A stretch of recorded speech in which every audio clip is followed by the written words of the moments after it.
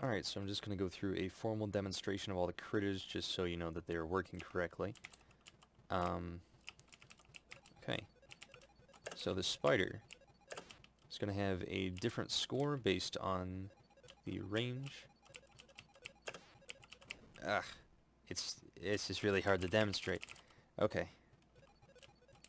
And don't you wish there was a 3 times speed for YouTube? Okay, so that was close. So that was 900. Let's see if we can get a far one. I'm not gonna be able to get a far one, but it's 300 if it's at the top of the player section here. God, I'm not good at this game.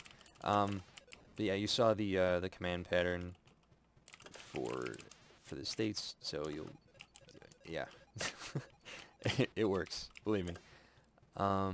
Okay, so let's skip to the next state, or the next wave rather. So the scorpion just poisoned those mushrooms. And the mushrooms actually respawned at the end there, you can see, and now we're starting a new starting a new gameplay loop. I'm very tired, Andre. I'm very sorry. You can see that all of this is working. There we go. So we got 300 for the spider. Skip ahead a little bit. So let me try to see if I can trigger the flea here. Come on.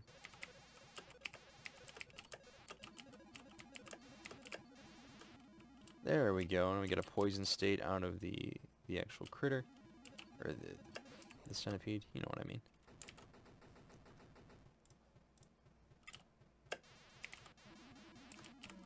There we go. And I don't know if you could tell, but it was falling a little bit faster after I shot it once, and it did take 2 shots to completely destroy. And it did drop a couple mushrooms. So, yeah, I think that's about it for a complete demonstration of all the critters.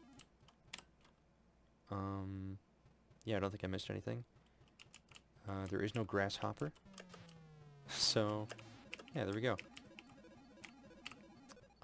Yeah, and there was a collision. I just narrowly missed it. I know it looked like it clipped through, but there is definitely a collision. Okay. Yeah, that's about it.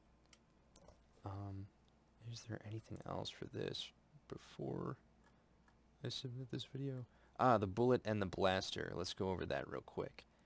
So we went over the spider, flea, scorpion, centipede, and the mushrooms.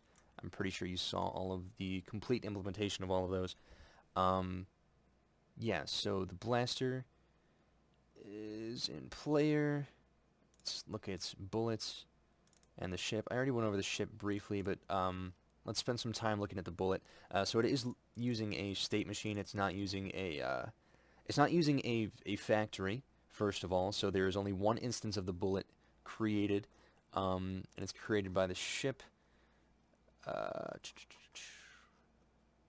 Should be created by the ship. Yeah, with this method reload, which is only called when the ship is initialized. So, yeah, that's only calling that once. Bullet, new bullet, main sprite, get position, with a reference to this. So I am using a bit of an observer pattern here with bullets. So, yeah, I'm using that to update the bullet's position. It's not formally commented out or anything like that, and I use observer patterns all over the place, but I don't have them, like, formally written out. So it's going to be really difficult for me to, like, actually point them all out.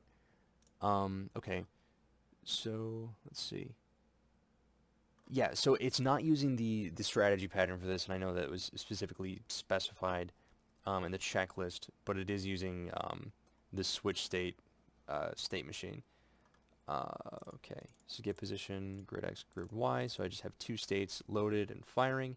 I'm not using a boolean to switch between these, so I guess that's something. Yeah, so loaded, we're looking at the ship, get position. So I guess this would be the callback here. Yeah. So that about does it for the bullet. Yeah, and the bullet factory is kind of just vestigial. it doesn't really do much of anything. I was having a lot of problems having the factory alongside the bullet following the ship. I'm not sure if that was optional, but if it was optional, that probably would have saved me a lot of heartache. But yeah, the bullet does follow the ship.